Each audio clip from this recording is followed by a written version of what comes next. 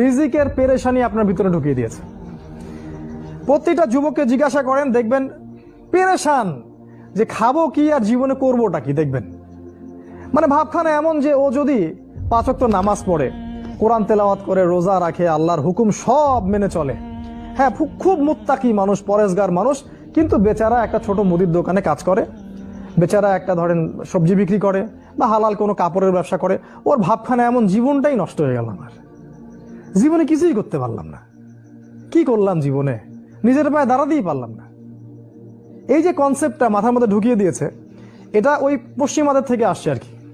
পশ্চিমা থেকে দেশে দেশে, এই দেশ থেকে গভর্নমেন্ট এবং সমাজের মাধ্যমে সব যুবকদের মাথায় মাথায় জীবনে প্রতিষ্ঠিত হতে হবে, দাঁড়াতে হবে। এর মাধ্যমে আপনি কি বোঝাচ্ছেন? ওই ছেলেটা তো আল্লাহর কাছে অনেক বেশি পছন্দের, যে আল্লাহ পাকের সব হুকুম আহকাম মেনে চলে এবং হালাল খায়, মাশাআল্লাহ। আল্লাহ পাক তাকে সত্যবাদী নবীদের